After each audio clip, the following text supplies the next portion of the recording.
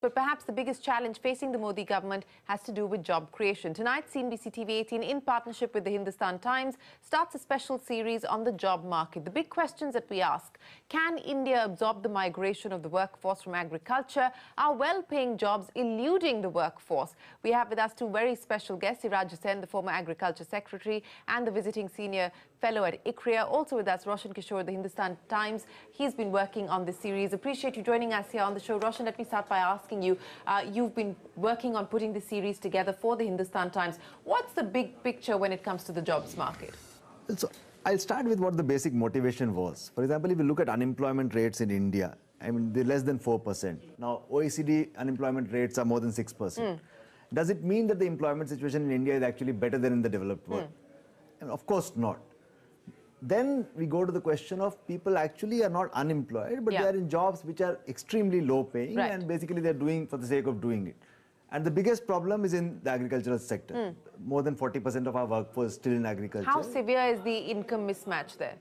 So if you just do a basic thing, you know, take a relative share in GDP and share in employment, agriculture's relative income share in this country has been stagnant around 0.4, which means that people, the share is disproportionately more than, and this has been so throughout the reform period. So the big reform promise was that this will happen, the economic transformation will happen. In terms of GDP, it has happened, but in terms of employment, it is still sort of eludes the largest part of our workforce. And unless we resolve that, I mean, things are not going to change. I mean, today a lot of debate on employment is how many jobs have been created and all that. But in fact, it's stuck at that. It's just stuck at that. And there's more noise in it than substance.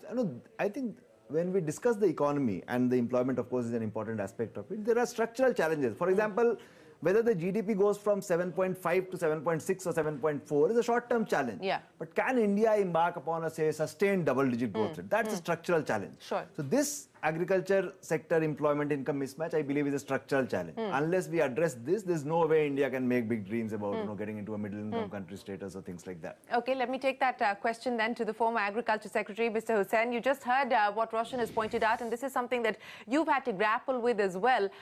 This is perhaps not new, sir, but the question is, how do you address this transformative shift that is required and the structural changes that are the need of the hour, which so far remains unattempted?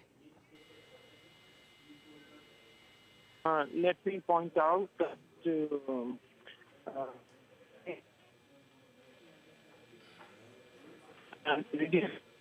Mr. Hussain?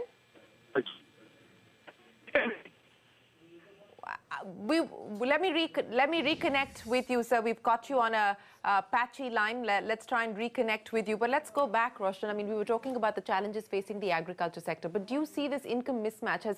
Has the series thrown this up as an issue across the board? Is it sector agnostic in that sense? No, in terms of agriculture, it's completely sector specific because people have been shifting out of agriculture. Construction is one sector which has really absorbed a lot of our agricultural workforce. And had it not been for the construction sector boom before the crisis, even after that, we would have been in a lot more trouble than we are in today. But latest data, the RBI released CLEMS database a few months ago, and that shows that actually earnings in construction have sort of been converging with agriculture. So, when an agricultural worker moves from, say, a village to a city to work in a big construction project, he or she undergoes a lot of hardship. I mean, he doesn't earn money in village, but life is a lot easier there. Now, if even that option is coming under squeeze, so you're basically earning the same amount of money which you were in the village, then we are headed for deep trouble. So that way, the agrarian crisis will actually start percolating to the urban areas as well. And that is a big worry. I think we should be extremely worried about that kind of a development.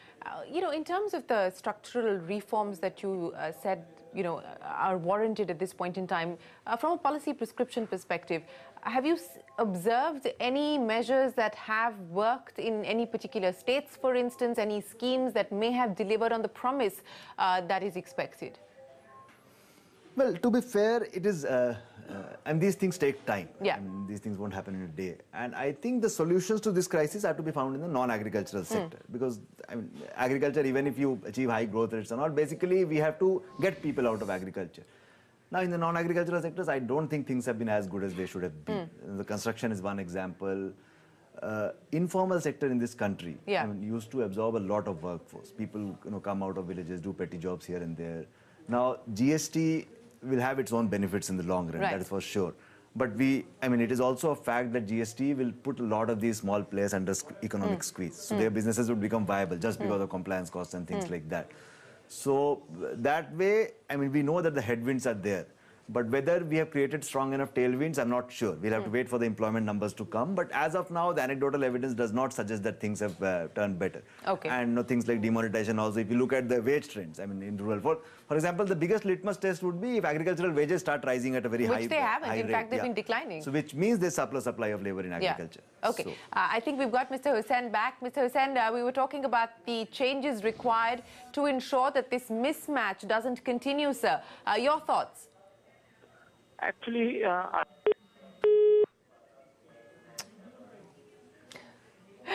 well, we certainly have to do something about the telecom lines that we're operating with. I think it's unfortunate that we've had have that issue with Mr. Hussain. But before I let you go, Roshan, because you're going to be back again during the course of this week to talk about some of the other interesting findings, give us a sneak peek of what we should expect.